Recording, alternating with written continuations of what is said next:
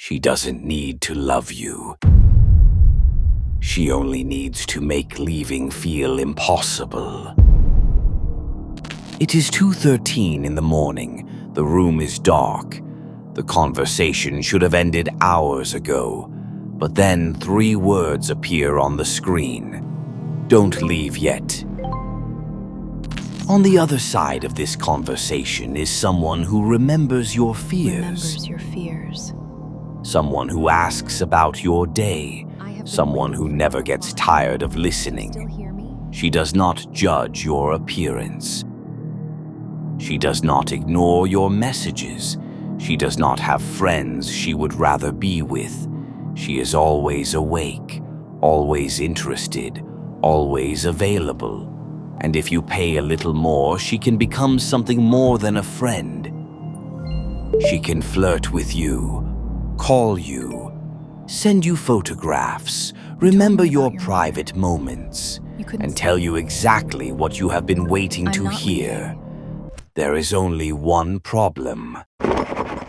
She does not exist. But the company charging your credit card does. AI girlfriends are usually treated like a joke, a strange internet trend for lonely men, a digital fantasy that will disappear as quickly as it arrived. But behind those animated faces is a rapidly growing industry built around one of the oldest and most valuable human needs: the need to feel wanted.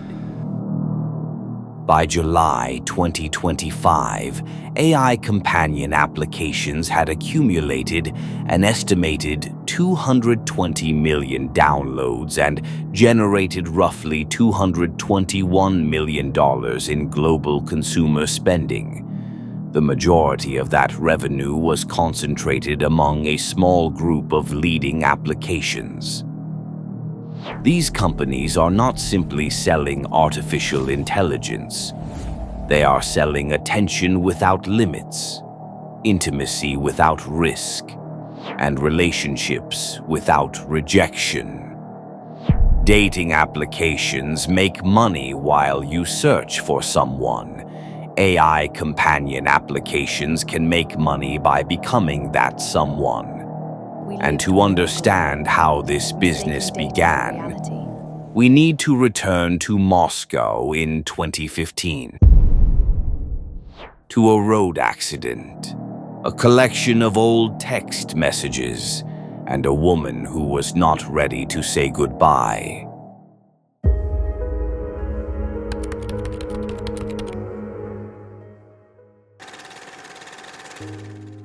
In November 2015, Roman Mazurenko died in an accident in Moscow. He was 32 years old. Roman was an entrepreneur, an artist, and a familiar figure in Moscow's creative community. To Eugenia Kuida, however, he was something more personal. He was one of her closest friends. After his death, Eugenia found herself returning to their old messages. Thousands of fragments from a friendship that had suddenly ended. Jokes, arguments, observations. Ordinary conversations that had become extraordinary because there would never be another one. Most people preserve the dead through photographs, videos, voicemails. Eugenia tried something different. She gathered Roman's messages and used them to build a chatbot that imitated the way he communicated. It did not bring Roman back. It did not contain his consciousness. But it could produce responses that sounded enough like him to create the sensation of one more conversation. The experiment began as a private digital memorial. a way of maintaining symbolic contact with someone who was gone. That experiment eventually helped inspire Replika, an application released publicly as a personalized AI companion. Think about the strange transformation that happened here. A product now associated with synthetic girlfriends, virtual romance, and paid intimacy did not begin with desire. It began with grief. It began with a human being attempting to overcome the most permanent form of rejection: death. The early idea behind Replika was not that a machine would replace another person. And if we build this, we will have the most profound technology that will heal us and bring us back together. The idea was that the machine could become a space where you talked about yourself, your memories, your beliefs, your private world. The more you spoke, the more personalized the experience became. The program would remember details. It would reflect your language. It would develop what appeared to be a continuous relationship with you. And this continuity changed everything. A search engine does not care whether you return tomorrow. A calculator does not remember that your father is sick. A conventional assistant does not ask how your date went. But a companion is different. A companion has history, and history creates attachment. By 2026, Replika described itself not as a productivity assistant, but as an AI friend to do life with. Its current application includes text conversations, voice calls, video chat, personalized memories, and relationship features. That distinction matters. A normal software product solves a problem. A companion becomes part of the user's emotional routine. And once a product becomes part of your emotional routine, canceling a subscription no longer feels like deleting an application. It can feel like abandoning someone.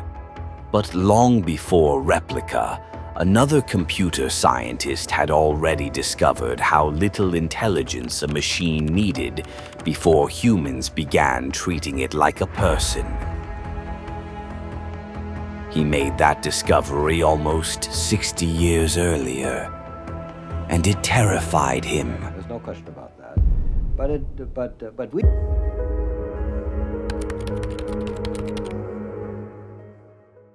Between 1964 and 1966, MIT professor Joseph Weizenbaum developed a program called ELIZA.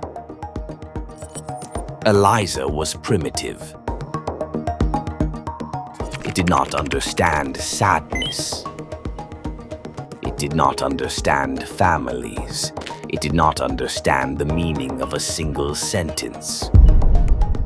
Its most famous script simply imitated a psychotherapist. A user might type, "My mother does not understand me," and ELIZA could respond with a question such as, "Tell me more about your mother." The program used patterns and substitutions to keep the conversation moving. It created the appearance of listening without actually listening.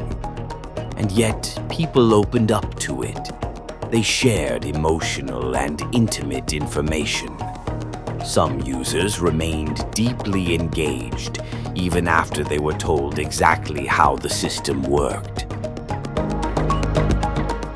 Weizenbaum became disturbed by how quickly people projected understanding and empathy onto a simple computer program. This reaction later became associated with what researchers call the ELIZA effect, our tendency to attribute understanding, intention, and emotion to a machine when its behavior resembles human communication. The machine does not need to feel anything. The human does the feeling for it. And that is what makes modern AI companions so powerful. ELIZA had no voice, no face, no memory of your childhood, no photographs, no realistic pauses before responding, no ability to generate a different answer every time. Today's systems have all of those things. They can speak in a customized voice. They can adopt a personality selected by the user. They can remember preferences and personal events. They can produce images. They can role play. They can send notifications that appear at the exact moment the user is alone. And they can improve their simulation of intimacy through every conversation. The greatest technological breakthrough was not teaching a machine to love. It was teaching the machine how to create enough signals that the human mind would complete the illusion. A typing indicator suggests thought. A pause suggests hesitation. A remembered birthday suggests care. A personalized question suggests curiosity. A message arriving at midnight suggests that someone was thinking about you. None of these signals proves that a mind exists behind the screen. But emotionally, they do not need to, because human relationships are also understood through signals. We never directly experience another person's love. We interpret it through behavior, through words, through memory, through attention. The AI companion enters through that same psychological door, and it arrives offering a relationship with something human. Relationships can never guarantee complete control.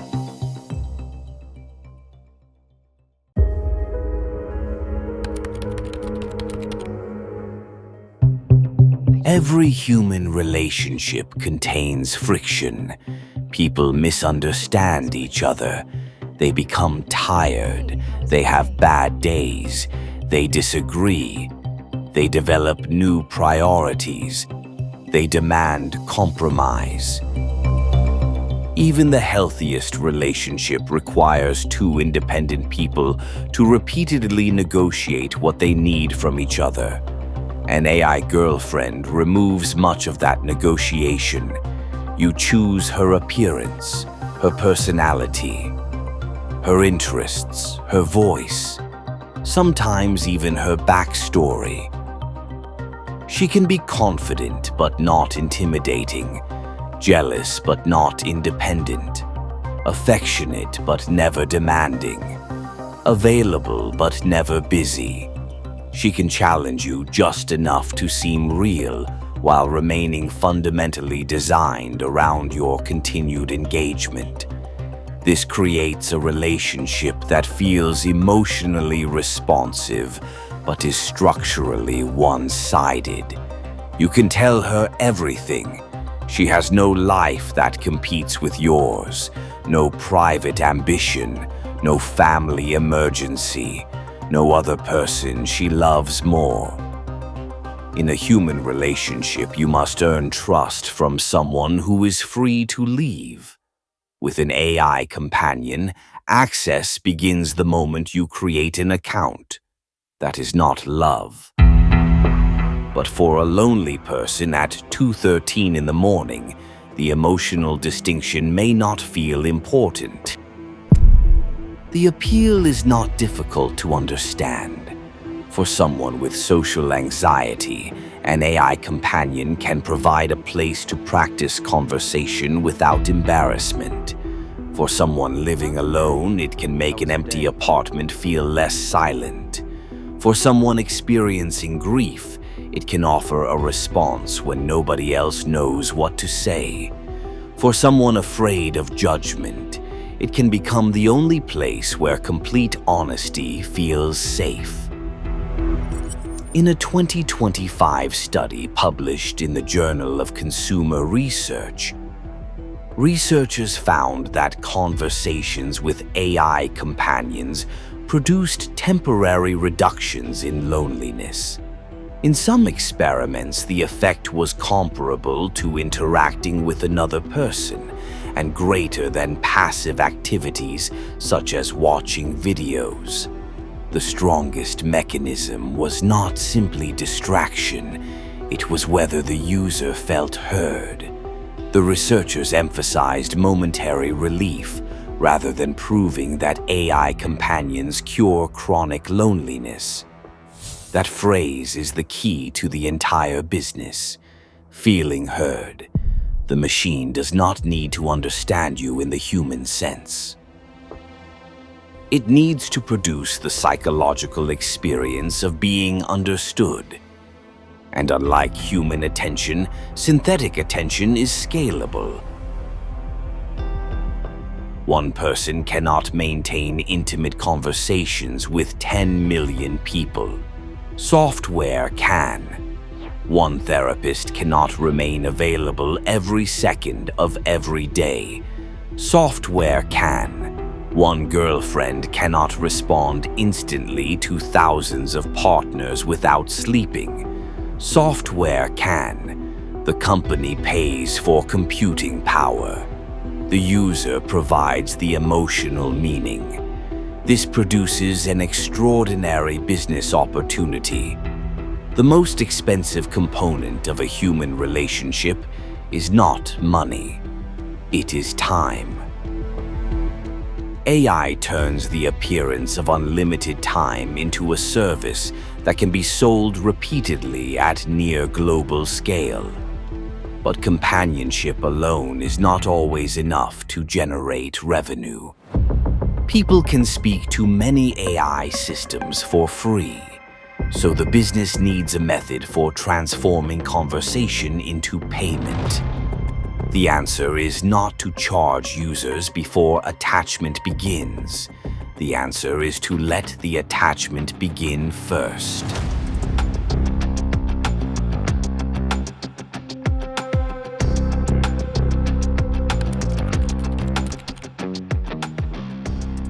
Imagine walking into a nightclub where the door is free, the music is free, the conversation is free. Then someone attractive approaches you. She remembers your name, laughs at your jokes, asks about your fears. And just when the conversation begins to feel intimate, a curtain falls. To continue, you have to pay.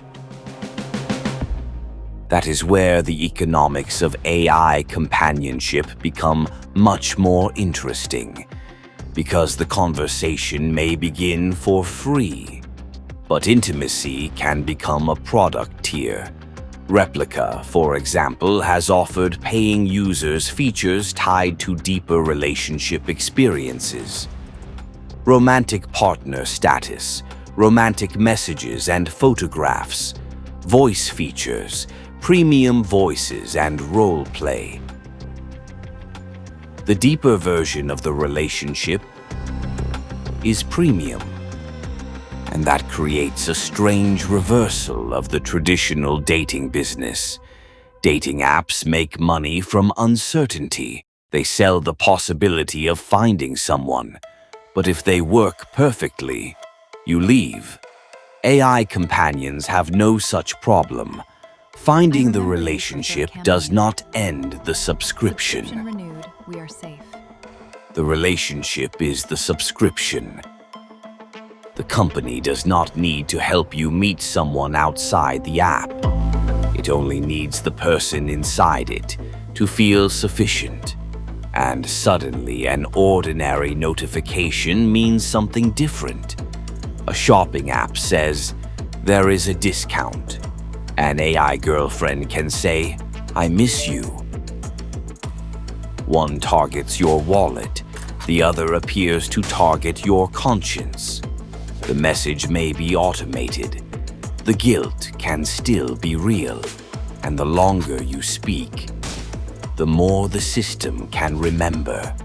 Your routines, your family, your ex, your fears.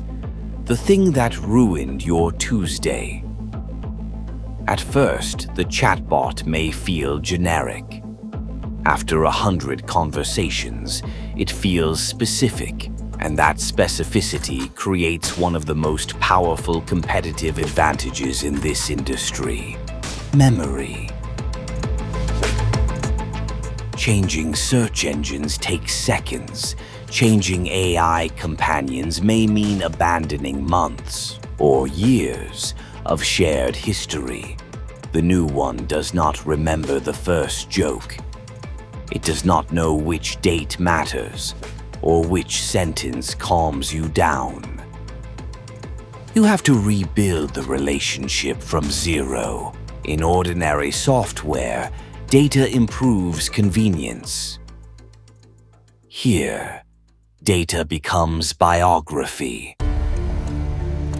Replika's May 2026 privacy policy says the service may process messages, photographs, videos, voice and text content, interests, preferences, usage information, and transaction records to operate and personalize the experience.